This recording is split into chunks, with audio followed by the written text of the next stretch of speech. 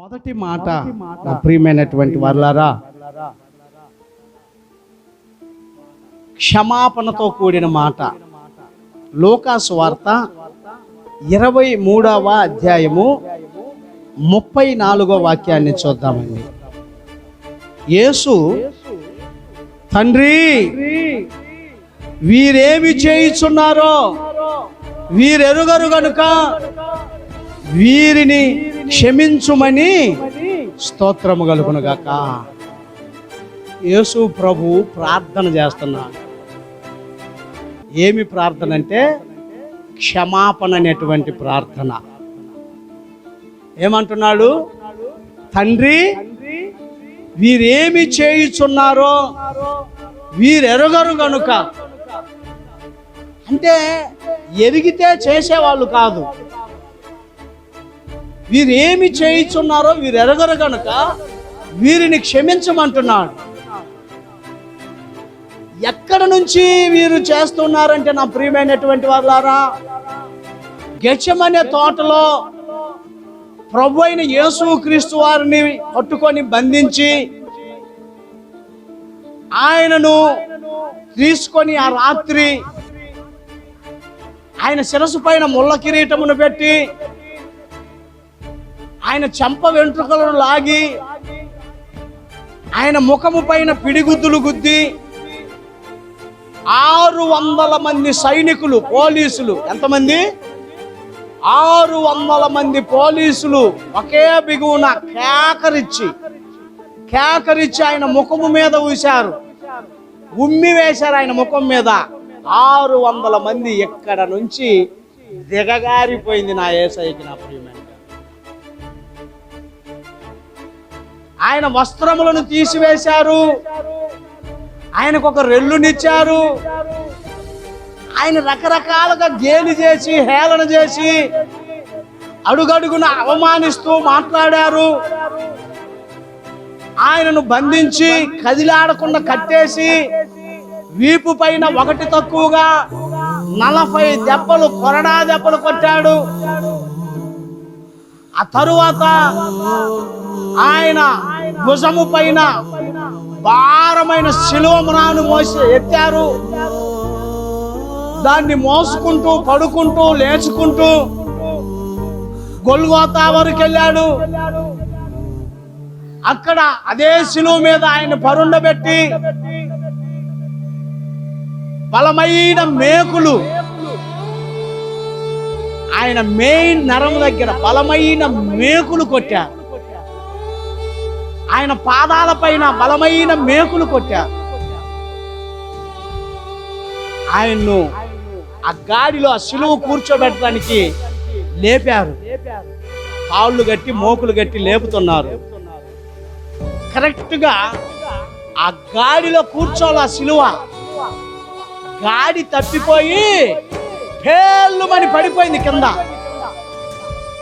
అప్పుడు ఈ మేకులలో ఉన్నటువంటి ఈ దేహం అంతా ఇలాగ కదిలించబడినది నా ప్రియమైన దేవుని బిడ్డ. అంటే ఇక షేక్ అయిపోయింది ఆ బాడీ. ఎంత చనిపోయిన బాడీ కాదు, అది ప్రాణమున్న బాడీ. మా యేసయ్య ఎంత అల్లాడిపోయి ఉంటాడో. ఆ తరువాత రకరకాలుగా మాట్లాడారు, హేళన చేశారు. అంతగా చేస్తున్న టైంలో ఆయన ఈ ప్రార్థన చేశారు. ఏ ప్రార్థన అంటే, తండ్రి వీరేమి చేయుచున్నారో వీరెరుగరు గనుక వీరిని క్షమించయ్యా అంటున్నాడు. స్తోత్రము కలుగునుగాక. హల్లెలూయా. అంటే సెలవుకు చేసినటువంటి పొరపాటు ఆ రోజునే కాదు, ఈ రోజుకి కూడా నీవు ప్రభువారి శిలువ దగ్గరికి వస్తే నీవు తెలవక చేసినటువంటి ప్రతి పొరపాటును, ప్రతి వ్యతిరేకతను, ప్రతి పాపమును తండ్రి ఈ రోజుకు కూడా క్షమించమని తండ్రి యొద్ద విజ్ఞాపన చేస్తున్నాడు మన పక్షమున. నా ప్రియమైన నీవు సిలువ దగ్గరికి వస్తే చాలు. చాలా మంది ఎరుగక నీవే సర్వస్వమని నిన్ను కోరి తన వారిని అందరిని విడిచిపెట్టి నీకు భారీగా వచ్చినటువంటి భార్యను కొంతమంది ప్రబుద్ధులు సిగరెట్ పీకలతో వారి శరీరాలను కాల్చి ఆనందించిన వారిని విన్నారా? చూడకపోయినా విన్నారా? భార్యను అంటే వాడికి అదొక ఆనందం అన్నమాట. ఆ సిగరెట్ ఎర్రగా కాల్చి తన శరీరాన్ని కాల్చేవాడు ఒకడైతే, ఆమెను హింసించేవాడు ఒకడు, తండ్రిని బాధ పెట్టేవాడు ఒకడు, తల్లిని ఇబ్బంది పెట్టేవాడు ఒకడు. అంటే వీరు ఏమి చేయిస్తున్నారో వీరు ఎరగల. వీరి మనోనేత్రములకు అపవాదిగాడు ఏం చేశాడంటే గుడ్డితనం కలుగు చేశాడు. అందుకని నీ గుడ్డితనం పోవాలంటే, నీ మనోనేత్రం వెలిగించబడాలి అంటే, ఇదిగో నీవు క్రీస్తు శిలువ దగ్గరికి వచ్చి మోకరించి ప్రార్థన చేసినట్లయితే ఆయన తప్పనిసరిగా నీ పాపములన్నిటిని ఇప్పుడే నా తండ్రి క్షమించునుగాక. కనుక ఆయన వేలాడదీయబడినటువంటి, ఆయన కొట్టుమిట్టాడుతున్నటువంటి ఆ శిలువ దగ్గరికి నీ వచ్చినట్లయితే నీ సమస్య ఏమిటో, నువ్వెంత నన్ను కూడా క్షమిస్తాడా ప్రభు అనుకుంటున్నావేమో. నేను ఎంత సౌకబారు పాపిని కదా, నేను ఘోర పాపిని కదా, నన్ను కూడా క్షమిస్తాడా అనుకుంటున్నావేమో.